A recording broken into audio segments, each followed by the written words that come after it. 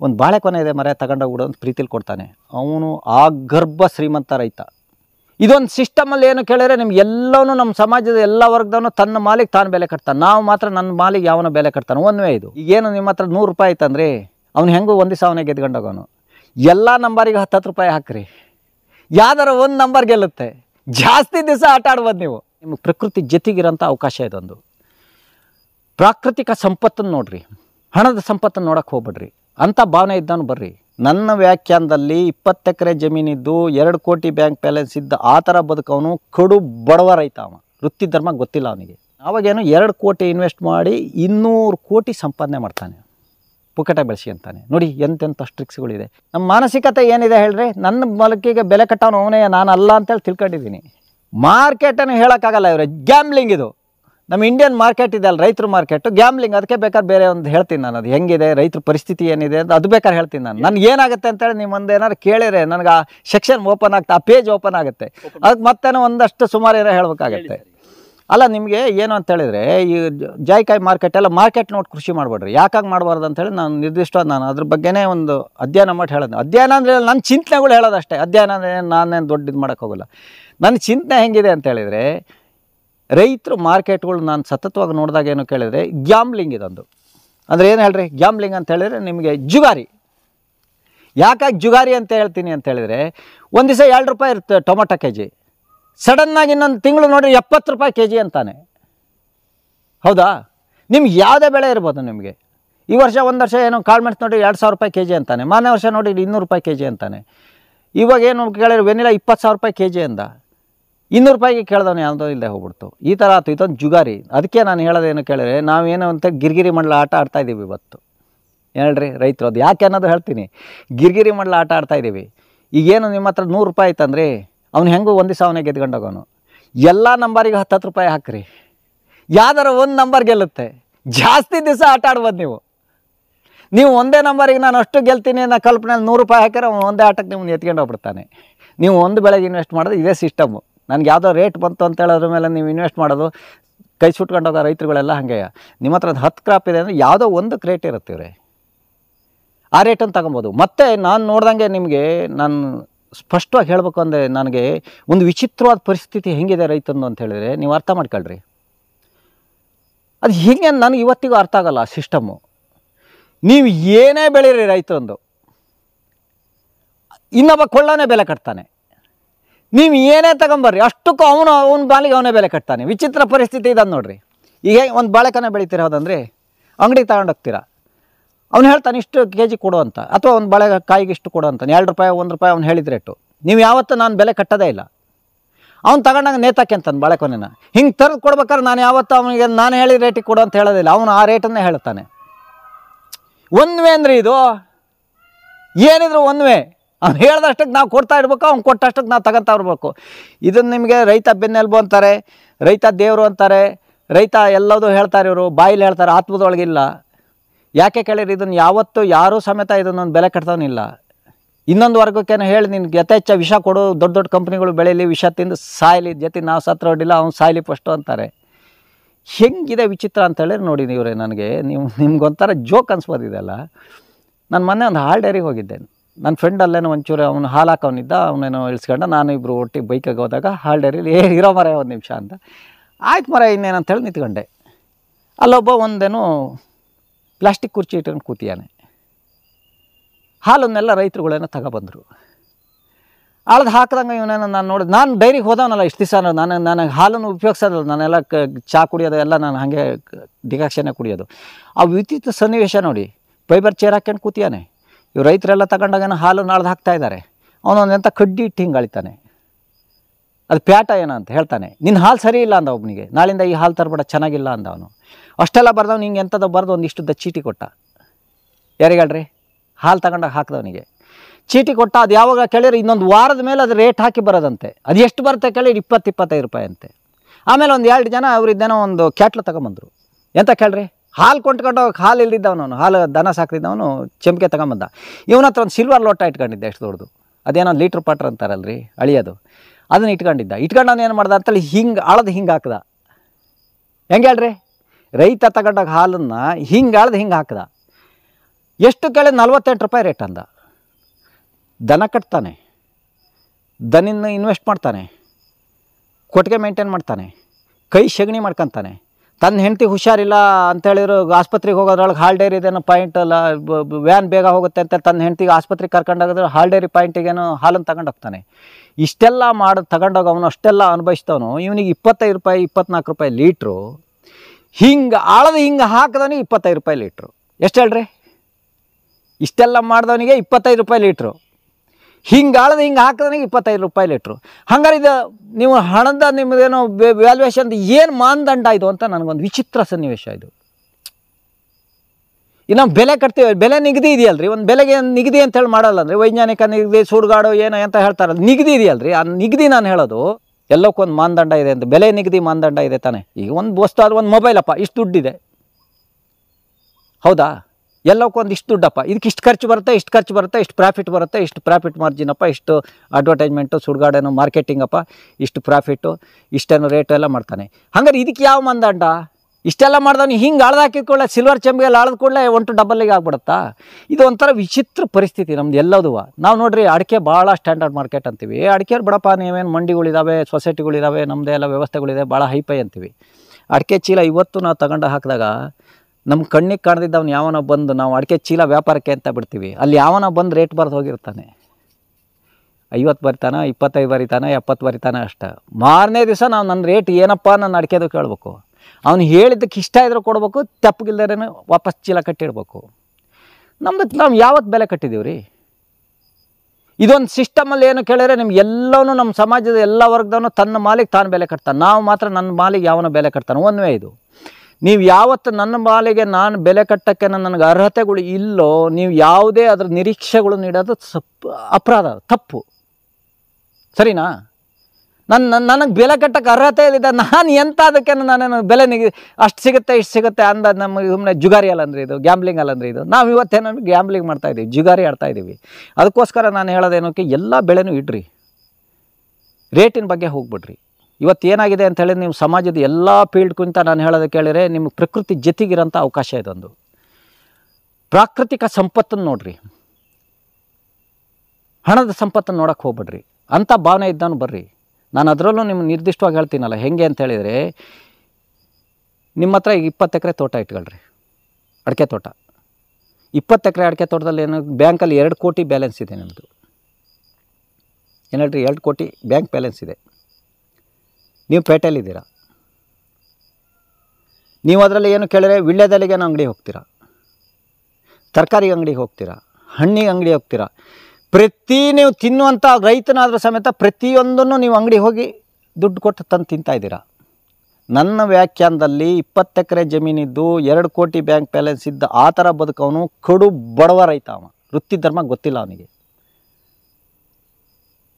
ನಿಮ್ಮ ಹತ್ರ ಏನಿಲ್ಲ, ಅರ್ಧ ಎಕರೆ ಜಮೀನಿದೆ. ಎಷ್ಟು ಹೇಳ್ರಿ? ಬರೀ ಅರ್ಧ ಎಕರೆ ಜಮೀನಿದೆ. ಅರ್ಧ ಎಕರೆ ಜಮೀನಿದ್ರೆ ಕೇಳಿದ್ರೆ ನಿಮ್ಮ ಹತ್ರ ಹಣ್ಣುಗಳಿದೆ. ನೀವು ತರಕಾರಿಗೇನು ಇವತ್ತೇನು ತರಕಾರಿ ಯಾರು ನೆಂಟರು ಬಂದರು ಅಂತೇಳಿ ತೋಟಕ್ಕೆ ಒಂದು ರೌಂಡ್ ಹೋಗ್ಬಿಟ್ರೆ 2 ಥರ ಸೊಪ್ಪು ತಂದು ಒಂದು ಪಲ್ಯ ಮಾಡಿಬಿಡ್ತೀರಾ, ಒಂದು ತಂಬಳಿ ಮಾಡ್ತೀರಾ, ಇನ್ನೊಂದು ಸಾಂಬಾರು ಮಾಡಿಬಿಡ್ತೀರಾ. ಅಂದರೆ 3 ಐಟಮ್ಸು ಸೊಪ್ಪು ಅಂದ್ರಲ್ಲೇ ಆಗುತ್ತೆ. ನೀವು ಮಧ್ಯಾಹ್ನಕ್ಕೆ ಬಂದವರಿಗೇನೋ ನೀವೇನೋ ಫೋನ್ ಮಾಡ್ಕೊಂಡು ಹೋಗೋದೇ ಬೇಡ. 2 ಗಂಟೆಗೆ ಮಧ್ಯಾಹ್ನ ನೀವು 1:15 ಬಂದು ಬಾರೋಣ ಊಟ ಮಾಡೋಣ ಅಂತೇಳಿ ಊಟ ಹಾಕ್ತಾನೆ, ಕೈ ಹಿಡಿದು ಎಳ್ಕೊಂಡೋಗಿ. ನೀವು ಬೇಡ ಅಂದ್ರೂ ಕರ್ಕೊಂಡೋಗಿ ಊಟ ಹಾಕ್ತಾನೆ. ಅವನ ಹತ್ರ ಎಲ್ಲದೂ ಇದೆ. ನೀವು ಹೋಗ್ಬೇಕಾರೆ ಅಣ್ಣ ನನಗೆ ಕೊಡೋಕ್ಕೆ ಎಂಥದ್ದು ಇಲ್ಲಲ್ಲ, 1-2 ಹಣ್ಣು ಇದಾವೆ ಕೊಡ್ತೀನಿ ತಗೊಂಡೋಗು, 1-2 ಲಿಂಬೆ ಹಣ್ಣು ಇದ್ದಾವೆ, ಇಲ್ಲ 1-4 ಮಾವಿನಕಾಯಿ ಇದೆ, ಒಂದು ಬಾಳೆಕೊನೆ ಇದೆ ಮರೆ ತಗೊಂಡೋಗ್ಬಿಡು ಅಂತ ಪ್ರೀತಿಲಿ ಕೊಡ್ತಾನೆ. ಅವನು ಆ ಗರ್ಭ ಶ್ರೀಮಂತ ರೈತ. ಅದು ವೃತ್ತಿ ಧರ್ಮ. ತನ್ನ ವೃತ್ತಿ ಏನು ಅಂತೇಳಿ ಅರಿತು ಬದುಕದಿದ್ದಾಗ ಇವೆಲ್ಲ ಅವಘಡಗಳನ್ನು ಅನುಭವಿಸ್ತೀವಿ ನಾವು. ನನ್ನ ವೃತ್ತಿ ಏನು ಅನ್ನೋದು ನನಗೆ ಇಲ್ದಿದ್ದಾಗ ನಾನು ಎಲ್ಲದನ್ನು ಹಣದ ರೂಪದಲ್ಲೇ ನೋಡೋಕೆ ಹಿಡಿತೀನಿ ಅಂತ ಹೇಳಿದರೆ ಅದು ಹಣ ನಿಮಗೇನೋ ಅದು ಎಲ್ಲ ಅವಘಡಗಳನ್ನು ತರುತ್ತೆ ನಿಮಗೆ. ನನ್ನ ವೃತ್ತಿ ಧರ್ಮ ಬರುತ್ತೆ, ನಾನು ಎಲ್ಲದನ್ನು ಹಣದಲ್ಲಿ ನೋಡೋಕ್ಕೆ ಶುರು ಮಾಡಿದೆ. ನನಗೆ ಇಷ್ಟು ಹಣ ಬಂದರೆ ಈ ವೃತ್ತಿ ಶ್ರೇಷ್ಠವಾದ್ದು ಅಂತ. ಅದಲ್ಲ ಅದು. ನೀವು 20 ಎಕರೆ 30 100 ಎಕರೆ ರೈತನಕ್ಕಿಂತ ನಿಮ್ಗೆ ಅರ್ಧ ಎಕರೆ ಇದ್ದವನು ಭಾಳ ಶ್ರೀಮಂತ ರೈತ ಇದ್ದಾನೆ ನನ್ನ ವ್ಯಾಖ್ಯಾನದಲ್ಲಿ, ಸಾಮಾಜಿಕ ವ್ಯಾಖ್ಯಾನದಲ್ಲ. ನೀವು 100 ಎಕರೆ ರೈತನು ಸಮೇತ ನೀವು ಒಳ್ಳೆ ಎ ಸಿ ರೂಮಲ್ಲಿದ್ದು ಕಡು ಬಡವ ರೈತ ಇದ್ದಾನೆ. ಅದಕ್ಕೋಸ್ಕರ ಏನು ಕೇಳಿದರೆ ನಿಮ್ಗೆ ಒಳ್ಳೆ ಜೀವನ ಬೇಕು, ಪ್ರಾಕೃತಿಕ ಜೀವನ ಬೇಕು, ನೆಮ್ಮದಿ ಜೀವನ ಬೇಕು. ನಾನು ಶ್ರೀಮಂತವಾಗಿ ಬದುಕಕ್ಕೆ ಭಾಳಷ್ಟು ಹೇರಳವಾದ 90% ಅವಕಾಶ ಇರೋದು ಇದೊಂದು ಫೀಲ್ಡಲ್ಲಿ ಮಾತ್ರ. ಆ ಸಮಾಜನ ಬಿಟ್ಟು ನೀವು ಈ ಕಡೆ ಬಂದೇನು ಬದುಕ್ರಿ. ಒಳ್ಳೆ ಜೀವನ ಕಟ್ಬೋದು. ಇದರಲ್ಲೇನೋ ನಾನು ಪ್ರತಿ ಬೆಳೆಯಲ್ಲೂ ನನಗೆ ಜಾಯಿಕಾಯಿಗೇನು ಎಷ್ಟು ದುಡ್ಡು ಬರುತ್ತೆ, ಲವಂಗಕ್ಕೆ ಎಷ್ಟು ದುಡ್ಡು ಬರುತ್ತೆ, ಅಡಿಕೆಗೆ ಎಷ್ಟು ದುಡ್ಡು ಬರುತ್ತೆ, ಇದರಲ್ಲಿ ಎಷ್ಟು ದುಡ್ಡು ಬರುತ್ತೆ, ದುಡ್ಡಿಂದೇ ಮೌಲ್ಯಮಾಪನ ಆದರೆ ನಾನು ಎಲ್ಲ ಒಂದು ಕಡೆ ನನ್ನ ದುಡ್ಡಿಗೆ ಯಾವುದು ನನ್ನ ಬೆಲೆಯನ್ನು ಕಟ್ಟಕ್ಕೆ ಅರ್ಹತೆನೇ ಇಲ್ದಿದ್ದಾಗ ಮೌಲ್ಯಮಾಪನ ಯಾಕೆ ಮಾಡೋಕ್ಕೆ ಹೋಗೋಣ?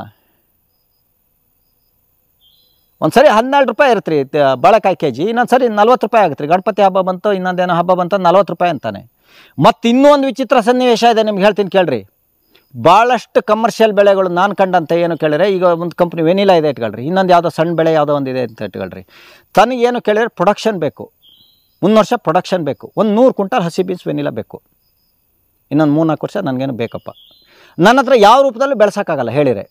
ಅದಕ್ಕೆ ಏನು ಮಾಡೋದು ಕೇಳಿದರೆ, ಮಾರ್ಕೆಟಲ್ಲಿ 1 kg ವೆನಿಲಾ ಬೀನ್ಸಿಗೇನು ಒಂದು 200 ರೂಪಾಯಿ ನಾರ್ಮಲ್ ಮಾರ್ಕೆಟ್ ಇದ್ದರೆ 2000 ಕೊಡೋದು ಒಂದು ವರ್ಷ. ಆ ವರ್ಷ ಎಷ್ಟಿರುತ್ತೆ ಕೇಳಿರಿ, ಯಾರೋ ಅವನಪ್ಪನ ಒಂದು 10-20 kg ಕಲೆಕ್ಟ್ ಮಾಡ್ಬೋದು. ಮಾರ್ಕೆಟ್ ಸ್ಟ್ರಿಕ್ಸ್ ಇದು. ಅವಾಗ ಏನು ಮಾಡೋದು, ಎಲ್ಲನೂ ವೆನಿಲಾದ ರೇಟ್ ಏನೋ ಮರೆ ಭಯಂಕರವಾದ ರೇಟ್, ಆ ರೇಟ್ ಯಾವುದೂ ಇಲ್ಲ ಅಂತ ಎಲ್ಲನೂ ಬೆಳಿತಾನೆ. ಇವನು ಫಸ್ಟ್ ವರ್ಷ ಏನು ಮಾಡ್ತಾನೆ, 1/10 ರೇಟ್ ಕೊಟ್ಟು ಎಷ್ಟು ಮಾಡ್ತಾನೆ ಅಂತ ಒಂದು 2 ಕೋಟಿ ಇನ್ವೆಸ್ಟ್ ಮಾಡಿರ್ತಾನೆ ಮಾರ್ಕೆಟಿಗೆ. ಯಾವುದಕ್ಕೆ? ಬೆಳೆಗಾರನ ಮೇಲೆ. ಇವನೇ ಬೆಳೆಸಿರಾಗಲ್ಲ ಅದು. ಆಮೇಲೆ ಏನಾಗುತ್ತೆ, ಯಥೇಚ್ಛ ದಬ ದಬ ದಬ ದಬ ಬಂದು 100 ಕ್ವಿಂಟಾಲ್ ಬಂದು ಬೀಳುತ್ತೆ 2 ಕ್ವಿಂಟಾಲಿಗೆ.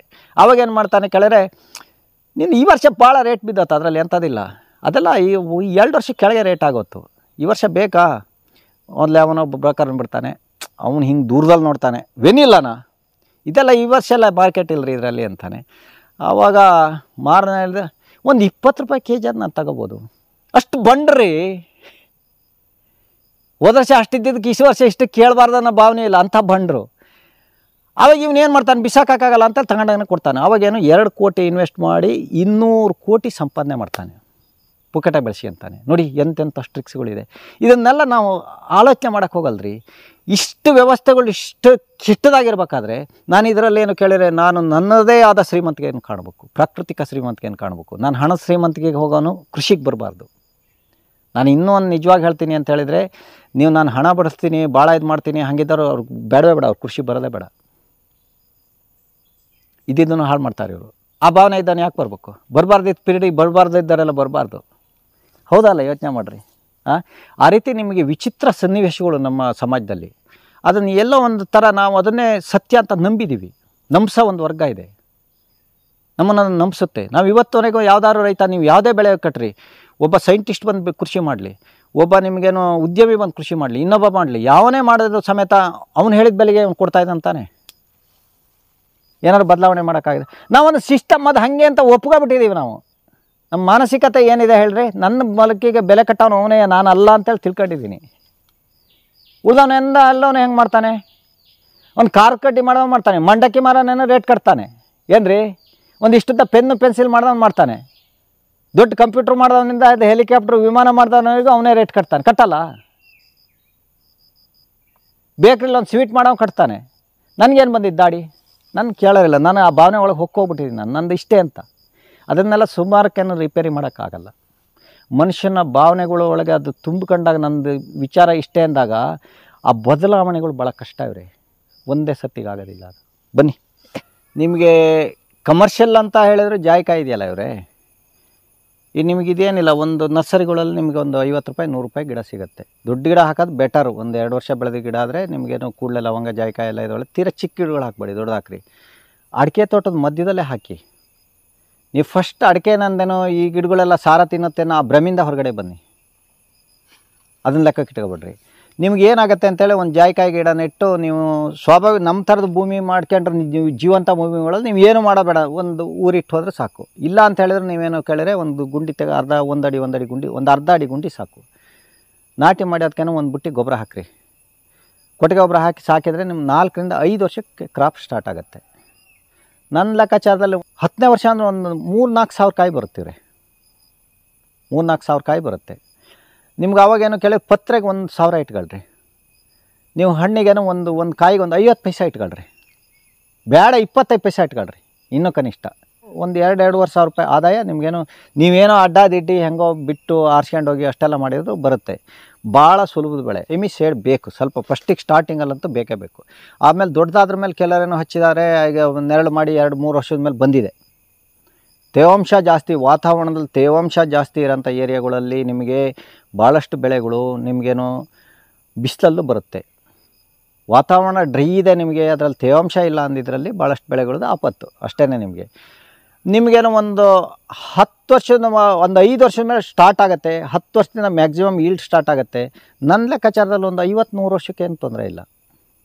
1 ತಲೆಮಾರಿಗೆ 2 ತಲೆಮಾರಿಗೆ ಲವಂಗನೂ ಅಷ್ಟೇ, ಇದು ಅಷ್ಟೇ ತೊಂದರೆ ಇಲ್ಲ. ಲವಂಗನೂ ಅಷ್ಟೇ ನಿಮಗೆ ಒಳ್ಳೆ ಇಳುವರಿ ಬರುತ್ತೆ. ಕೃಷಿ ಏನು ಮಾಡದೆ ಹೋದರೆ ಮಾಹಿತಿನೇ ಬಂದಂಗೆ ಬರುತ್ತೆ. ಭೂಮಿ ಜೀವ ಬಂದರೆ ಮುಗೀತು ನಿಮ್ಮದು, ಇನ್ನೇನು ಕೆಲಸ ಇಲ್ಲ ನಾವಿಲ್ಲಿ ಮಾಡೋಂಥದ್ದು. ಆ ಭೂಮಿಗೇನೆ ಜೀವ ಬರೆಸ್ಬೇಕು. ಆ ಭೂಮಿ ಜೀವ ಬಂದ ಮೇಲೆ ನಿಮಗೆ ಎಲ್ಲ ಕ್ರಿಯೆಗಳು ನಡೆಯುತ್ತೆ. ಅಷ್ಟಕ್ಕೇನು ನಾವೇನೋ ತಯಾರು ಮಾಡ್ಕೋಬೇಕು. ನಿಮ್ಮ ಲವಂಗನೂ ಭಾಳ ಲಾಭ ಇದೆ. ಲವಂಗ ನನ್ನ ಲೆಕ್ಕದಲ್ಲಿ ನೀವು ಒಂದು ಮರಕ್ಕೆ ಒಂದು 2,000 ನಿರೀಕ್ಷೆ ಮಾಡ್ಬೋದು. 2 kg ಇಟ್ಕೊಳ್ರಿ ನೀವು. ಅಲ್ಲಿಗೆ ಅಡಿಕೆನೂ ನಿಮಗೇನೋ ಬರುತ್ತೆ.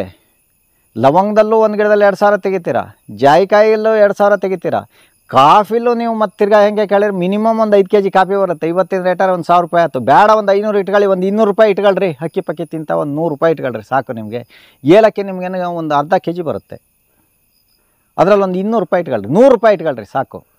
ನೀವು ಇವೆಲ್ಲದು ಬಂದರೆ ನಮಗೇನೋ ಇಲ್ಲಿದ್ದನ್ನೇ ನಾವೇನೋ ಖರ್ಚು ಮಾಡಿ ಜೀವನ ಮಾಡೋಕ್ಕೆ ಶುರು ಮಾಡಿದರೆ ನಿಮ್ಗೆ ಅರ್ಧ ಎಕರೆ ಇದ್ರೂ ಜೀವನ ಕಷ್ಟ ಏನಿದೆ? ಆನೆ ಭಾರ ಆರಕ್ಕೆ ಇರುವೆ ಭಾರ ಇರ್ಬೋಗಪ್ಪ ನಿಮಗೇನು. ನೀವು ಅರ್ಧ ಎಕರೆ ಜಮೀನಿರೋನು ಒಂದೇ, ನನ್ನ ಲೆಕ್ಕಾಚಾರದಲ್ಲಿ 100 ಎಕರೆ ಜಮೀನಿರೋನು ಒಂದೇ ಇಲ್ಲಿ. ಏನ್ರಿ ಅದರಲ್ಲಿ ನಿಮ್ಮ ವ್ಯತ್ಯಾಸ ಇಲ್ಲ. ಅರ್ಧ ಎಕರೆ ಜಮೀನಿರೋನು ಏನೋ ಕೇಳಿ ತಾನೇ ಹೋಗ್ತಾನೆ, ತೋಟಕ್ಕೆ ಹೋಗ್ತಾನೆ, ಏನೋ ಕೆಲಸ ಮಾಡ್ತಾನೆ, ಇದು ಮಾಡ್ತಾನೆ, ಆಳು ಇಟ್ಕೊಳಕ್ಕಾಗಲ್ಲ. ಅವ್ನು ಕೆಲಸ ಮಾಡ್ತಾನೆ, ಬಂದು ಒಂದು ಇನ್ಕಮ್ ಮಾಡ್ತಾನೆ, ಜೀವನ ಮಾಡ್ತಾನೆ. 5 ಎಕರೆಗೆ ಹೋದವನು 5 ಆಳು ಇಟ್ಕೊತಾನೆ ಇವಾಗ, ಹೌದಾ? 100 ಎಕರೆಗೆ ಹೋದವ ಒಬ್ಬ ರೈಟ್ರ್ ಇಟ್ಕೊತಾನೆ, ಒಬ್ಬ ಮ್ಯಾನೇಜರ್ ಇಟ್ಕೊತಾನೆ, ಒಬ್ಬ ಮೇಸ್ತ್ರಿ ಇಟ್ಕೊತಾನೆ, ಕೈ ಕೆಳಗೆ 50 ಆಳು ಇಟ್ಕೊತಾನೆ. ಏನು ನಿಮ್ಗೆ ವ್ಯತ್ಯಾಸ ಇರ್ತದಾತ್ರ ಹಿಗ್ತಾ ಹೋಗುತ್ತೆ. ಬಿಟ್ಟರೆ ಜೀವನ ನೀವು ಪಾರಂಪರಿಕ, ನೀವೇನು ನೈಸರ್ಗಿಕ ಪ್ರಾಕೃತಿಕ ಜೀವನ ಇದೆ, ಎಲ್ಲೊಂದು ಒಂದೇ. ಅದಕ್ಕೆ ಹಿಂದೊಂದು ಗಾದೆ ಮಾತಾಯ್ತು ನೋಡ್ರಿ, ಆನೆ ಭಾರ ಆನೆಗೆ, ಇರುವೆ ಭಾರ ಇರುವಿಗೆ ಅಂತ. ಸುಳ್ಳಲ್ಲ ಅದು. ನಮಗೆ ಭಾಳಷ್ಟು ಜನರ ಕಲ್ಪನೆ ಏನು ಕೇಳಿ, ನಾನು ಅರ್ಧ ಎಕರೆ 20 ಎಕರೆ ಇದ್ದವನೇನು ಮರೆಯ, ಅವನೇನೋ ಮಾಡ್ತಾನೆ ಮರೆಯ, ನಾನು ಅರ್ಧ ಎಕರೆಯಿಂದ ಜೀವನ ಕಟ್ಟೋದು ಹೆಂಗೆ ಮರೆಯ? ಭಾಳಷ್ಟು ಜನ ನೀವು ಕೇಳಿರ್ಬೇಕಾರೆ ಅದನ್ನ ಹೇಳ್ತಾರೆ. ಅವನೇನೋ ದೊಡ್ಡ ರೈತ ಮರೆಯ ಮಾಡ್ತಾನೆ ಮರೆಯ, ನಾವು ಬಡ ರೈತರು ಹೆಂಗೆ ಮಾಡೋಕ್ಕಾಗುತ್ತೆ ಅರ್ಧ ಎಕರೆಯಲ್ಲಿ? ಅರ್ಧ ಎಕರೆ ಇದ್ದಲ್ಲಿ ಅವನೇ ಕೆಲಸ ಮಾಡಲ್ರಿ. ಅಲ್ಲಿ ಬಂತಲ್ಲ ಅವನಿಗೆ ಆರಾಮ್ ಜೀವನ ಮಾಡೋ 10 ಜನ ಜೀವನ ಮಾಡ್ಬೋದು. ನನ್ನ ಲೆಕ್ಕಾಚಾರದಲ್ಲಿ 1 ಎಕರೆ ಇದ್ದರೆ ಇವರೇ ನಾವೆಲ್ಲ ಮಾಡಿದ ಕೃಷಿ ಮಾಡಿದರೆ 1 ಎಕರೆ ಇದ್ದರೆ ನೀವು 10 ಜನ ಜೀವನ ಮಾಡ್ಬೋದು. ಒಂದು 20 ಎಕರೆಗೆ ಒಬ್ಬಳು ಲೇಡಿ ಸಾಕು ಕೃಷಿಗೆ. ಒಂದು ದೊಣ್ಣೆ ಇಟ್ಕೊಂಡು ತಿರುಗಾಡಿದರೆ ಒಬ್ಬಳು ಲೇಡಿ ಸಾಕು. ಇದರಲ್ಲಿ ಏನೊಂದು 10% ನೀರು ಸಾಕು, 10% ಗೊಬ್ಬರ ಸಾಕು. ಇನ್ನೂ ಕ್ರಮೇಣ ಏನು ಕೇಳಿದ್ರೆ ಅದ್ರ ಗೊಬ್ಬರನೇ ಅದಕ್ಕೆ ಹೆಚ್ಚಾಗುತ್ತೆ. ನೀವು ಗೊಬ್ಬರ ಹಾಕೋಂಥ ಅವಶ್ಯಕತೆಗಳಿಲ್ಲ. ಅಲ್ಲಿವರೆಗೆ ಕಾಯಷ್ಟು ತಾಳ್ಮೆ ಬೇಕು. ಬೇರೆಯವ್ರು ಹೇಳಿದ್ದು ಕೇಳಿದ್ರೆ ನನ್ನ ಚಿಂತನೆಗಳು ನಾನು ಮಾಡಬೇಕು, ನಾನೇ ಅದರಲ್ಲಿ ಸತ್ಯ ಕಾಣ್ತಾ ಹೋಗ್ಬೇಕು. ನನ್ನ ಕಾಲ್ಬುಡ ನಾನು ನೋಡೋಕ್ಕೆ ಶುರು ಮಾಡಬೇಕು. ನಾನು ಬೇರೆಯವ್ನ ಮುಖನೇ ನೋಡ್ತಾ ಇದ್ರೆ ಎಷ್ಟು ದಿನ ಬದುಕು ಕಟ್ಟೋಕ್ಕಾಗತ್ತೆ? ನಿಮ್ಮ ಕೃಷಿನೇನೋ ನೀವೇ ಬದಲಾವಣೆ ಮಾಡ್ಕೊತ ಹೋಗ್ರಿ. 5 ಕಿಲೋಮೀಟ್ರ್ 10 ಕಿಲೋಮೀಟ್ರ್ ಕೃಷಿ ಬೇರೆ ಬೇರೆ. ನಿಮಗೇನು ವಾತಾವರಣ, ನಿಮಗೆ ಮಣ್ಣು ಬದಲಾವಣೆ ಇದೆ, ನಿಮಗೇನೋ ಎಲ್ಲ ವಿಚಾರಗಳಲ್ಲೂ ನಿಮಗೆ ವಾತಾವರಣ ಬದಲಾವಣೆ ಇದೆ. ಒಂದು 10 ಕಿಲೋಮೀಟ್ರಿಗೆ ನೀವು ಭೂಭಾಗದ ವ್ಯವಸ್ಥೆಗಳು ಬದಲಾಗ್ತಾ ಹೋಗುತ್ತೆ. ಅದಕ್ಕೆ ನೀವು ಪರಿಪೂರ್ಣ ಆಗಬೇಕು ಅಂತ ಹೇಳಿದರೆ ನೀವು ಎಲ್ಲಿ ಕೃಷಿ ಮಾಡ್ತೀರಾ ನೀವೇ ಸಂಶೋಧನೆ ಶುರು ಮಾಡಿ. ನಿಮ್ಮ ಭೂಮಿಗೆ ನೀವೇ ತಜ್ಞರು. ಯಾಕೆ ಕೇಳಿದರೆ ನಿಮ್ಮ ಭೂಮಿನಲ್ಲಿ ಒಂದು ಜಾತಿ ಬೆಳೆ ಬರುತ್ತೆ, ನಿಮ್ಮ ಭೂಮಿನಲ್ಲಿ ಒಂದು ಜಾತಿ ಕಳೆ ಬರುತ್ತೆ, ನಿಮ್ಮ ಭೂಮಿನಲ್ಲಿ ಒಂದು ಜಾತಿ ಹದ ಇರುತ್ತೆ, ನಿಮ್ಮ ಭೂಮಿನಲ್ಲಿ ಒಂದು ಜಾತಿ ಮಣ್ಣು ಇರುತ್ತೆ. ಇವೆಲ್ಲ ಮಾಡಿದಾಗೆ ನಿಮ್ಮ ಭೂಮಿ ನೀವೇ ತಜ್ಞರು, ನಾನಲ್ಲ, ಅಥವಾ ಇನ್ನೊಬ್ರು ಯಾರೋ ತಜ್ಞರಿಲ್ಲ. ನಿಮ್ಮ ಭೂಮಿ ನೀವೇ ತಜ್ಞರು.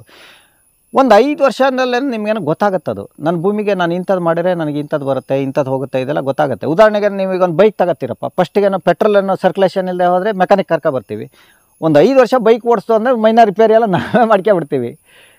ಆ ರೀತಿ ನಾವು ಭೂಮಿಗೆ ಇಳಿದ್ರೆ ಗೊತ್ತಾಗುತ್ತದು, ಕಲಿಸ್ತಾ ಹೋಗುತ್ತದೆ. ಯಾವುದೇ ವ್ಯವಹಾರನ ಅಷ್ಟು ಕಲಿಸ್ತಾ ಒಂದು 10 ವರ್ಷಕ್ಕೆ ನಿಮ್ಮ ಭೂಮಿ ಸಂಪೂರ್ಣ ನಿಮಗೇನು ಒಲಿಯುತ್ತೆ, ಕಲಿಸುತ್ತೆ. ನಾನು ಇಂಥದ್ದು ನೆಟ್ಟರೆ ಹಿಂಗೆ ಮಾಡಿದರೆ ನಾನು ಹಿಂಗೆ ಇರ್ತೀನಪ್ಪ ಅಷ್ಟು ಹೇಳಕ್ಕೆ ಶುರು ಮಾಡ್ತು. ನೀವು ಅದನ್ನು ಕೇಳೋಕ್ಕೆ ಶುರು ಮಾಡಿದರೆ ಸಾಕೇ ಸಾಕು. ನಿಮ್ಗೆ ಯಾವ ತಜ್ಞನೂ ಬೇಡ, ಯಾವ ಯೂನಿವರ್ಸಿಟಿಯೂ ಬೇಡ, ಯಾವ ಕೆಮಿಕಲ್ಲು ಬೇಡ, ಯಾವ ಗೊಬ್ಬರ ಬೇಡ, ಯಾರೂ ಬೇಡ. ನೀವು ನಿಮ್ಮ ಭೂಮಿ ಅಷ್ಟೇ ಸಾಕು. ಪರಿಪೂರ್ಣ ಜೀವನ ಭಾಳ ಸ್ವಾದಿಷ್ಟವಾಗಿ ಸ್ವರ್ಗದಲ್ಲಿ ಬದುಕ್ಬೋದು. ನೀವು ಕಸಿ ಗಿಡನೂ ಹಾಕಿದ್ದೆ, ಬೀಜದ ಗಿಡನೂ ಹಾಕಿದ್ದೀನಿ. ಜಾಯಿಕಾಯಲ್ಲಿ ಎಲ್ಲರೂ 100ಕ್ಕೆ ಕೆಲವು ಸಂದರ್ಭದಲ್ಲಿ ಒಂದು 7ರಿಂದ 8, 10 ಗಿಡದವರೆಗೂ ಗಂಡು ಗಿಡ ಬರೋದು ಇದೆ. ಕೆಲವು ಸಂದರ್ಭದಲ್ಲಿ 100ಕ್ಕೆ ಒಂದು 2%, 2-3 ಗಿಡ ಬರೋದು ಇದೆ. ಅದು ಬಂದಾಗ ಗಂಡು ಗಿಡ ಬಂತು ಅಂತ ಹೇಳಿದರೆ ನೀವು ಅದನ್ನು ಕಟ್ ಮಾಡಿಬಿಟ್ಟು ಕಸಿ ಕಟ್ಟಿರೆ ಮತ್ತು ಯೋಗ್ಯವಾದ ಗಿಡನೇ ಪಡಿಬೋದು. ಅದು ಅವಾಗೇನು ಗ್ರೋತು ನಿಮ್ಗೆ ಏನಿರುತ್ತೆ ಅಂತಾರೆ, ಮದರ್ ಭಾಳ ಸ್ಟ್ರಾಂಗ್ ಇರೋದ್ರಿಂದ ನಿಮ್ಗೆ 5 ವರ್ಷಕ್ಕೆ ಬೆಳೆಯೋದು 2 ವರ್ಷಕ್ಕೆ ದೊಡ್ಡ ಗಿಡ ಆಗುತ್ತದು. ಅದೇನು ದೊಡ್ಡ ಕಷ್ಟ ಏನಿಲ್ಲ. ನೀವು ಕಸಿ ಗಿಡ ಹಾಕಿದರೆ ಕೇಳಿದ್ರೆ ಏನು ಕೇಳಿದರೆ ಮೇಲ್ಗಡೆ ಹೋಗುವಂಥ ಕೋಲ್ ಸುಳಿನ ಯಾರು ಕಸಿ ಕಟ್ಟಿರೋದಿಲ್ಲ. ಕಣ್ಣು ಹಾಕ್ತೀವಿ, ಕಣ್ಣು ಹಾಕೋದ್ರಿಂದ ಏನು ಕೇಳಿದರೆ ಅಡ್ಡ ಹಿಂಗೆ ಹಬ್ಕೊಂಡು ಹೋಗ್ತಾ ಇರುತ್ತೆ, ಮೇಲೋಗೋ ಗುಣಲಕ್ಷಣಗಳು ಇರೋದಿಲ್ಲ, ನೀವು ದೊಡ್ಡ ಮರ ಆಗೋದಿಲ್ಲ. ಮತ್ತೇನು ಕೇಳಿದರೆ ಈ ಒಂದು ಸಸ್ಯದ ಭಾಗನ ಇನ್ನೊಂದು ಸಸ್ಯಕ್ಕೂ ಮಾಡಿದಾಗ ಒಂದು ಆಪ್ರೇಷನ್, ಅದು ಪರಿಪೂರ್ಣತೆ ಅಲ್ಲ. ಅದು ಈಗ ಸಮ್ಮಿಶ್ರ ಸರ್ಕಾರ ಇದ್ದಂಗಪ್ಪ, ಗೊತ್ತಾಯ್ತಾ? ಯಾವಾಗ ಏನಾಗುತ್ತೆ ಅಂತೇಳಿ ಯಾವತ್ತೂ ಬಿದ್ದೋಗ್ಬೋದು. ಅದು ಇದು ಹಂಗೆ ನಿಮ್ಗೇನು ಕೇಳಿ ಅದಕ್ಕೆ ಹೊಂದ್ಕೊಳ್ಳಲ್ಲ, ಇಷ್ಟಪಟ್ಟು ಜೀವನ ಅಲ್ಲ. ಈಗ ಮದರ್ ಒಂದಿರುತ್ತಪ್ಪ, ತಲೆ ಒಂದಿರುತ್ತಪ್ಪ. ಈ ಕಸಿ ವ್ಯವಹಾರಗಳೆಲ್ಲ ಅಷ್ಟೇ, ತದ್ರೂಪ ಬೇಕು ಅಂತ ಮಾಡ್ತೀವಿ ಬಿಟ್ಟರೆ ಇನ್ನೇನಲ್ಲ. ಜಾಯಿಕಾಯಲ್ಲಿ ನಿಮ್ಗೆ ತದ್ರೂಪ ಅದೇ ಹಣ್ಣಿನಂಗೆ ಮಾವಿನಂಗೆ ಹುಳಿ ಬರಬಾರ್ದು, ಇದೇ ಸಿಹಿ ಬರಬೇಕು, ಇದೇ ಕ್ವಾಲಿಟಿ ಬರಬೇಕು ಅಂತಿಲ್ಲ. ನೀವು ಜಾಯಿಕಾಯಿ ಬೀಜ ಜಾಯಿಪತ್ರೆ ಆ ಕ್ವಾಲಿಟಿ ಯಾರು ಇವತ್ತಿನವರೆಗೆ ಅದಕ್ಕೇನು ಬರಲ್ಲ. ಅದಕ್ಕೋಸ್ಕರ ನನ್ನ ಲೆಕ್ಕದಲ್ಲಿ ಹೇಳೋದು ಅಂತ ಹೇಳಿದರೆ ನೀವು ಬೀಜದ ಗಿಡಗಳು ಹಾಕೋದು ಭಾಳ ಸೂಕ್ತ. ದೀರ್ಘಾಯಸ್ಸಿರುತ್ತೆ, ಅಧಿಕ ಇಳುವರಿ ಇರುತ್ತೆ, ನೆಲದಕ್ಕೆ ಹಮ್ಕೊಂಡು ಹೋಗೋದಿಲ್ಲ, ಗರಿಗಳು ಕೆಳಗಡೆ ಅದನ್ನು ಕಟ್ ಮಾಡ್ಬೋದು ಒಂದು ಹಂತವರಿಗೆ. ನಿಮಗೇನೋ ಒಂದೆರಡು ಗಿಡಗಳೇನೋ ಹೋಯ್ತು ಅಂತೇಳಿ ಕಸಿ ಕಟ್ಟಿದ್ರೆ ಮತ್ತೆ ತೀವ್ರವಾಗಿ ನೀವು 5 ವರ್ಷ ಗಿಡ ಬೆಳೆಯೋದು ಒಂದೇ ವರ್ಷದಲ್ಲೂ ಬೆಳೆಯುತ್ತೆ, ಅದು ಏನು ಲಾಸ್ ಏನಲ್ಲ. ಹೆಚ್ಚು ಅಂತೇಳಿ 10% ಮೇಲೆ ನನ್ನ ಅನುಭವದಲ್ಲಿ ನನ್ನ ಹತ್ರ ಒಂದು 1000 ಗಿಡದ ಮೇಲಿದೆ, ಯಾವುದು 10% ಮೇಲೇನೂ ಬರಲ್ಲ. ಬೈ ಚಾನ್ಸ್ ಅದರಲ್ಲಿ ಒಂದೊಂದು ಬಂದರೆ ಬರಲಿ. ಮತ್ತು ಭಾಳಷ್ಟು ಏನು ಕೇಳಿದ್ರೆ ರೈತರಿಗೂ ಏನು ಕೇಳಿದ್ರೆ ನಾವು ಒಂದಿಷ್ಟು ವಿಮರ್ಶೆಗಳನ್ನು ಮಾಡಲ್ಲ ಇವರೇ. ನಾನು ಭಾಳ ಜನ ಹೇಳೋದು ಕೇಳಿದ್ದೀನಿ, ನೀವು ಏಲಕ್ಕಿ ಸುದ್ದಿ ಬಂದ್ಕೊಳ್ಳೆ, ಜಾಯಿಕಾಯಿ ಸುದ್ದಿ ಬಂದ್ಕೊಳ್ಳೆ ಏನು ಹೇಳ್ತಾ 2 ಗಿಡ ಹಾಕ್ಬೇಕು ಹೆಣ್ಣು ಗಡ್ಡೆ ಬಂದ್ಬಿಡುತ್ತೆ ಅಂತ. ನೀವು ಗಂಡು ಗಿಡ ಬರೋದಾದ್ರೆ ನೀವು 1000 ಗಿಡ ಹಾಕಿರೋ ಅದ್ರ ಮಧ್ಯದಲ್ಲಿ ಗಂಡು ಗಿಡನೇ ಅದು. ನೀವು ಒಂದೇ ಗಿಡ ನೆಟ್ಟರೆ ಅಲ್ಲಿ ಬಂದರೂ ಅದು ಹೆಣ್ಣು ಗಿಡ ಬರೋದ್ರೆ ಹೆಣ್ಣು ಗಿಡನೇ ಅದು. ಅದೇನದು ಅದರಲ್ಲೇ ಪರಾಗಸ್ಪರ್ಶ ಆಗುತ್ತೆ. ಆದರೆ ಜನರಿಗೆ ಹಂಗೆ ಕೇಳಿದ್ರೆ ಇಲ್ಲ ಅದು ಗಂಡು ಗಿಡ ಆಗುತ್ತೇನೋ ಹೆಣ್ಣು ಗಿಡ ಆಗುತ್ತೇನೋ ಅಂತ ಅದೊಂದು ಭಾವನೆಗಳು. ನಮ್ಮ ನರ್ಸರಿ ಬಂದವ್ರು ಭಾಳ ಅದನ್ನೇ ಕೇಳೋದು. ಮತ್ತು ನಾವು ಹೆಂಗೆ ಗೊತ್ತಾ ಇವ್ರೆ, ನಾವು ಅದ್ರ ಒಳಗಡೆ ಇಲ್ಲದೆ ವಿಮರ್ಶೆ ಇಲ್ದಿದ್ದಾಗ ಈ ಥರದ ಪ್ರಶ್ನೆಗಳೆಲ್ಲ ಬರುತ್ತೆ ಇವ್ರೆ. ನನಗೆ ಅದು ಅನುಭವಕ್ಕೆ ಬಂದರೆ ನಾನು ಇನ್ನೊಬ್ಬರನ್ನ ಕೇಳೋ ಅವಶ್ಯಕತೆ ಇಲ್ಲ, ಪ್ರಶ್ನೆಗಳು ಬರಲ್ಲ. ಉದಾಹರಣೆಗೆ ಏಲಕ್ಕಿ ಗಿಡ ಬರ್ತಾರೆ ಭಾಳ ಜನಕ್ಕೆ, ಯಾಕೆ ಹಾಕೋದಿಲ್ಲ ಕೇಳಿದ್ರೆ, ಏಲಕ್ಕಿ ಗಿಡನಂದ್ರೆ ಪೂರ್ತಿ ಹಾವು ತಿಂದ್ಬಿಡ್ತಾವ್ರಿ ಅಂತ. ನೀವು ತಿಂದಿದ್ದೀರಿ ಅಂದರೆ ಹಾವು ತಿಂದಿದ್ದು ನೋಡಿದ್ದೀರಿ ಅಂತ. ಇಲ್ಲ ರೀ, ಭಾಳ ಒಂದು ಹಣ್ಣು ಬಿಡಲ್ರಿ ಹಾವು ತಿಂದ್ಬಿಡ್ತಾವೆ ಎಲ್ಲ ಹೇಳ್ತಾರೆ ರೀ ಅಂತ. ಆ್ಯಕ್ಚುಲಾಗಿ ಹಾವು ಹಣ್ಣು ತಿನ್ನೋ ಸಸ್ಯಾಹಾರಿನೇ ಅಲ್ಲ, ಏನು ಹೇಳ್ರಿ. ಅದರ ಅರ್ಥ ಅದು ಏನು ಕೇಳಿದ್ರೆ, ಆ ಏಲಕ್ಕಿ ಗೂಡೊಳಗೆ ಇಲಿಗಳು ಬಂದಿರ್ತಾವೆ, ಸೇರ್ಕೊಂಡಿರ್ತಾವೆ, ಗೂಡು ಕಟ್ಟಕ್ಕೆ ಚೆನ್ನಾಗಿರುತ್ತೆ, ಏಲಕ್ಕಿ ಹಣ್ಣನ್ನು ತಿಂತಾವೆ. ಮತ್ತು ಭಾಳ ಚೆನ್ನಾಗೇನು ಕೇಳಿದ್ರೆ ತೋಟದಲ್ಲಿ ಗೂಡು ಕಟ್ಟಕ್ಕೇನೆ ಏಲಕ್ಕಿ ಪೊರ್ಕೆನೇ ಚೆನ್ನಾಗಿರೋದು. ಅದರಲ್ಲಿ ತೋಟದಲ್ಲಿರೋ ಇಲಿಗಳು ಅಷ್ಟು ವಂಶಾಭಿವೃದ್ಧಿ ಮಾಡಿದರೆ, ಗೂಡು ಕಟ್ಟಿದರೆ, ವಾಸ ಮಾಡಿದರೆ ಏಲಕ್ಕಿ ಒಳಗಿರ್ತವೆ. ಆ ಇಲಿ ತಿನ್ನೋಕೆ ಏನು ಮಾಡ್ತಾವೆ ಹೇಳ್ರಿ, ಹಾವುಗಳು ಬರ್ತವೆ. ಆ ಹಾವನ್ನು ನೋಡ್ಕೊಂಡು ಈ ಜನಗಳಿದ್ದೆಲ್ಲ ಏನು ಏಲಕ್ಕಿ ಹಣ್ಣೆ ತಿಂತಾವೆ. ಇದು ಹೆಂಗೆ ಗೊತ್ತಾ ನಿಮಗೆ, ಮರ ನಂದು ರಾತ್ರಿ ಬಂದು ಹುಲಿ ಬಂದು ಪೂರ್ತಿ ಗದ್ದೆ ತಿನ್ಕೊಂಡು ಹೋಗ್ಬಿಡ್ತು ಮರ ಅಂತ. ಏನು ಹೇಳ್ರಿ, ರಾತ್ರಿ ಒಂದು 2 ಸಿಂಹ 2 ಚಿರತೆ ಬಂದು ನಮ್ಮ ಪೂರ್ತಿ ಗದ್ದೆ ಮೆಂದ್ಬಿಟ್ಟಿದ್ದಾವೆ. ಕಾಟಿ ಮೆಂದಿದೆ ಅಂತ ಹೇಳಲ್ಲ, ಕಾಟಿನೋ ಜಿಂಕೆನೋ ತಿಂದು ಕಾಟಿ ಮೇಯಕ್ಕೇನೋ ಹಿಡಿದು ಚಿರತೆ ಬಂದಿದೆ ಹೇಳಲ್ಲ. ಕಾಟಿ ಗದ್ದೆ ತಿನ್ನತ್ತೆ, ಏನು ಹೇಳ್ರಿ, ಕಾಡೆಮ್ಮೆ ಗದ್ದೆ ತಿನ್ನ, ಕಾಡ್ಕೊಣ ಗದ್ದೆ ತಿನ್ನ. ಅದನ್ನ ಹಿಡಿಯೋಕೆ ಹುಲಿ ಬರ್ಬೇಕು ಬಿಟ್ರೆ ಹುಲಿ ಗದ್ದೆ ತಿನ್ನೋಕೆ ಬರುತ್ತಾ, ಹಸಿರು ಮೇಯಕ್ಕೆ ಬರುತ್ತಾ? ನಮ್ಮ ಆ ಥರ ಇದೆ. ಆ ಥರದ್ದು ಕ್ವಶನ್ಗಳು ಭಾಳ ಇದೆ ರೈತರಲ್ಲ. ಅದು ಏನಂದ್ರೆ ಅದ್ರ ಒಳಗಡೆಗೆ ಹೋಗೋದಿಲ್ಲ. ಅವಾಗ ಏಲಕ್ಕಿ ಹಣ್ಣೇನೋ ಹಾವು ತಿನ್ನುತ್ತೆ ಅನ್ನೋದು, ಇದು 2 ಗಿಡ ನೆಡದೆ ಹೋದ್ರೇನೋ ಫಸಲು ಬರಲ್ಲ ಅನ್ನೋದು, ಗಂಡು ಹೆಣ್ಣು ಇರೋದು. ಹೌದು, 2 ಗಿಡ ನೆಡೋಕ್ಕೂ ಅದಕ್ಕೂ ಸಂಬಂಧವೇ ಇಲ್ಲ. ನೀವು ಒಂದೇ ನೆಟ್ಟರೆ ಹೆಣ್ಣು ಗಿಡ ಆದರೂ ಬಂದೇ ಬರುತ್ತೆ. ಅಥವಾ ನೀವು 100 ಗಿಡ ನೆಟ್ಟಾಗೇನೋ ಒಂದು 7-8 ಬರುತ್ತೆ. ಅದಕ್ಕೋಸ್ಕರ ಹೆಣ್ಣು ಗಂಡಿನ ಸಮಸ್ಯೆಗಳು ಬೇಡ. ನನ್ನ ಲೆಕ್ಕದಲ್ಲಿ ಸೂಕ್ತ ಅಂತ ಹೇಳಿದ್ರೆ ಏಲಕ್ಕಿ ಇದ್ರ ಗಿಡನ ನೀವು ಬೀಜದ ಗಿಡ ಹಾಕೋದು ಸೂಕ್ತ, ಗ್ರಾಫ್ಟೆಡ್ ಸೂಕ್ತ ಅಲ್ಲ. ಒಂದು ಇಳುವರಿ ನಿಮಗೇನೋ ನೆಲದಲ್ಲೇ ಹಬ್ಕೊಂಡು ಹೋಗುತ್ತೆ, ಬಹು ವರ್ಷ ಬದುಕೋದಿಲ್ಲ ಅದು. ಮತ್ತು ಬುಡದ ಗೆಲ್ಗಳು ಕಡಿದ್ರೆ ಮೇಲೋಗೋ ಯೋಗ್ಯತೆ ಇಲ್ಲ ಅದಕ್ಕೆ. ನೀವು ಬುಡಕ್ಕೆ ಇದು ಕ್ಲೀನಾಗಿ ಇಡೋಕ್ಕಾಗೋದಿಲ್ಲ. ಮತ್ತು ಅಲ್ಲಿಂದ ಏನು ಕೇಳಿದ್ರೆ ಇಳುವರಿನೂ ಕಮ್ಮಿ ಆಗುತ್ತದು, ಗ್ರೋತ್ ಕಮ್ಮಿ ಇರೋದ್ರಿಂದ ದೀರ್ಘಾಯುಷ್ಯ ಹೊಂದೋದಿಲ್ಲ ಅದು. ನೀವು ಎಲ್ಲ ಥರದಲ್ಲೂ ಸಮಸ್ಯೆ ಆಗ್ತಾ ಹೋಗುತ್ತೆ. ಅದಕ್ಕಿಂತ ನೀವು ಎಲ್ಲದನ್ನೇನು ಕಸಿ ಗಿಡಗಳು ಬೇಕು ಅಂತಿಲ್ಲ. ನಿಮ್ಗೆ ಗೇರು ಬೀಜ ಕಸಿ ಬೇಡ ನಿಮಗೆ, ನೀವು ಒಳ್ಳೆ ಸೀಡ್ಸಿಂದ ಹಾಕಿರಿ ಸಾಕು. ನಿಮ್ಗೆ ಸೀಡ್ಸ್ ಜಾಸ್ತಿ ಬೇಕು, ಅದರಲ್ಲೇನೋ ಮಾವಿನ ಹಣ್ಣಂಗೆ ಅದೇ ರುಚಿ ಬೇಕಾ ನಿಮಗೆ? ಅದು ನಾವು ಗೇರು ಗಿಡಕ್ಕೆ ಕಸಿಗೆ ಹೊತ್ಕೊಳ್ಳೆ ನೆಲದಲ್ಲೇ ಹಬ್ಕೊಂಡು ಹೋಗುತ್ತೆ, ಆಯುಸ್ ಕಮ್ಮಿ ಆಗುತ್ತೆ, ಅದು ಬೇಗ ಸತ್ತೋಗುತ್ತೆ, ಒಂದು 10 ವರ್ಷಕ್ಕೆ ಹೋಗುತ್ತೆ. ಅದು ಹೇಳಿ ಜನ ಅದ್ರ ಒಳಗೆ ಇಲ್ದಿದ್ದಾಗ ನಾವೇನು ಹೇಳೋಕ್ಕಾಗತ್ತೆ? ಆ ಥರದ ವಿಮರ್ಶೆಗಳು, ವಿಚಾರಗಳು. ನೀವು ಜಾಯಿಕಾಯಿಂದ ಏನಪ್ಪ ಅಂತೇಳಿದ್ರೆ, ಒಂದು ನಿಮಗೆ ತೇವಾಂಶ ನಿಲ್ಲಿಸುತ್ತೆ ಭೂಮಿದು. ಎಲೆ ಬಿದ್ದು ಸಾರಾಗೋದ್ರಿಂದ ಪಕ್ಕದ ಅಡಿಕೆ ಮರಕ್ಕೂ ಅದರದ್ದೇ ಸಾರ ಸಾಕು. ಅದು ಮತ್ತೆ ಏನಾಗುತ್ತೆ, ಜಾಯಿಕಾಯಿಂದ ಭಾಳ ಪ್ಲಸ್ ಪಾಯಿಂಟ್ ಇನ್ನೊಂದು ಏನು ಕೇಳಿದ್ರೆ, ಈ ಅಡಿಕೆ ಏನು ಕೇಳಿದ್ರೆ ತುಂತುರು ಬೇರು ಹೊಂದಿರೋದು. ಇದು ಏನು ಕೇಳಿದ್ರೆ ಇದು ಅಡಿಗೆ ಹೋಗಲ್ಲ. ಇದು ಜಾಯಿಕಾಯಿ ಬೇರಲ್ಲಿ ತಾಯಿ ಬೇರೆ ಇರುತ್ತೆ, ಆಳಕ್ಕೆ ಹೋಗುತ್ತೆ, ನಿಮ್ಗೆ 10, 20, 30 ಅಡಿ ಕೆಳಗೆ ಹೋಗುತ್ತೆ. ಅಷ್ಟು ಕೆಳಗೆ ಹೋಗೋದ್ರಿಂದ ಭಾಳ ಬೆನಿಫಿಟ್ ನನ್ನ ತೋಟಕ್ಕೆ ಆಗಿರೋದು. ಯಾಕೆ, ನನ್ನ ತೋಟಕ್ಕೆ ಭಾಳ ನೀರು ಕಮ್ಮಿ, ಇದಕ್ಕೆ ಎಲ್ಲ ಕಮ್ಮಿ ಯಾಕೆ ಕೇಳಿರಿ, ಜಾಯಿಕಾಯಿ ಬೇರೆ ನೀವು ಅಂತರ್ಜಲದಿಂದ ತನ್ನ ನೀರನ್ನು ಇವಕ್ಕೂ ಕೊಡುತ್ತೆ. ನೀವು ಪಕ್ಕದಲ್ಲಿ ಅಡಿಕೆ ಇಡೋದು ಪಕ್ಕದಲ್ಲಿ ಒಂದೇನು ಬೋರ್ ಪಂಪ್ ಇಟ್ಕೊಂಡಂಗೆ ಸಣ್ಣ ಮಟ್ಟದ್ದು, ಅದ್ರ ವ್ಯವಸ್ಥೆ ತಕ್ಕನಾಗೆ. 1 ಇಂಚು ನೀರು ಅಂತ ಹೇಳಲ್ಲ ಅದು. ಈ ಕಾಡಿರೋದು ಹಂಗೆ ನಿಮಗೆ. ಇನ್ನೊಂದು ಮರ ದೊಡ್ಡ ಅಂತರ್ಜಲದಿಂದ ನೀರು ತಂದು ಮೇಲೆ ಎಲ್ಲ ಸಸಿಗಳಿಗೂ ಕೊಡುತ್ತದು. ಅದೇ ರೀತಿ ನಿಮಗೇನು ಕೇಳಿ ಜಾಯಿಕಾಯಿ ಮಾಡೋದ್ರಿಂದ ನಿಮಗೆ ತೋಟಕ್ಕೆ ನೀರು ಆಯ್ತು. ಇದೆಲ್ಲ ಕಣ್ಣು ತೋರಿಸಿ ಎಲ್ಲಪ್ಪ ನೀರು ಹರಿಯುತ್ತೆ ಕೇಳಿದ್ರೆ ಆಗಲ್ಲ. ಆ ಬೆಳೆ ನೋಡ್ಕೊಂಡು ಇಟ್ಕೋಬೇಕು ನೀವು, ಹೌದಾ ಸುಳ್ಳು ಅಂತ. ಒಂದು ಅರ್ಧ ಎಕರೆಗೆ ನೀರು ಬಿಡ್ರಿ, ಒಂದು ಅರ್ಧ ಎಕರೆಗೆ ಇಂಟರ್ ಕ್ರಾಪ್ ಎಲ್ಲ ಹಾಕಿ ಹಾಳು ಬಿಡ್ರಿ, ನೀರು ಬಿಡ್ರಿ. ಅವನ್ನೆಲ್ಲ ಮಾಡಿದಾಗ 2 ವರ್ಷಕ್ಕೆ ನಿಮ್ಗೆ 1 ವರ್ಷಕ್ಕೆ ಹೇಳುತ್ತಪ್ಪ. ಹಂಗೆ ಇವನಿಗೆ ಕನ್ನಡಿ ಬೇಕಾ ನಿಮಗೆ? 1 ವರ್ಷಕ್ಕೆ ನಿಮ್ಮ ತೋಟನೇ ಹೇಳುತ್ತೆ. ನಾನು ಇನ್ನೊಬ್ಬನ ಯಾರ ತಜ್ಞನ ಏನಕ್ಕೆ ಬೇಕು? ಬೇರೆ ಬೇರೆ ಥರ ಮಾಡಿರಿ. ಒಂದು ಅರ್ಧ 4 ಎಕರೆ ಇದೆ ಅಂತೇಳಿ 4 ಟೈಪ್ ಮಾಡಿರಿ. ಅದರಲ್ಲಿ ಯಾವ ಸುಪೀರಿಯರು ಒಂದು 5 ವರ್ಷದಲ್ಲಿ ನೀವೇ ಸುಪೀರಿಯರ್ ಆಗೋಗ್ಬಿಡ್ತೀವಿ. 4 ಎಕರೆ ತೋಟನ ನಿಮ್ಮದು ಭಾಳ ಫಸ್ಟ್ ಕ್ಲಾಸ್ ಮಾಡೋಷ್ಟು ನೀವೇನೋ ಬಂದುಬಿಡ್ತೀರಾ. ಒಂದು 100 ಜಾಯಿಕಾಯಿ ಗಿಡ ಹಾಕ್ಬೋದು. ಒಂದು ಆದಾಯ ನನ್ನ ಲೆಕ್ಕದಲ್ಲಿ ನೀವೇನು ಒಂದು ಜಾಯಿಕಾಯಿ ಗಿಡದಲ್ಲಿ ಇವತ್ತಿನ ಮಾರ್ಕೆಟು ಅಂತೇಳಿ ಒಂದು ಏನಿಲ್ಲ ಅಂಥೇಳಿ ಒಂದು 500 ರೂಪಾಯಿ ಕನಿಷ್ಠ 2000 ತೆಗಿಬೋದು. ಅದು ನಾನೇನು ಹೇಳೋದಿಲ್ಲ.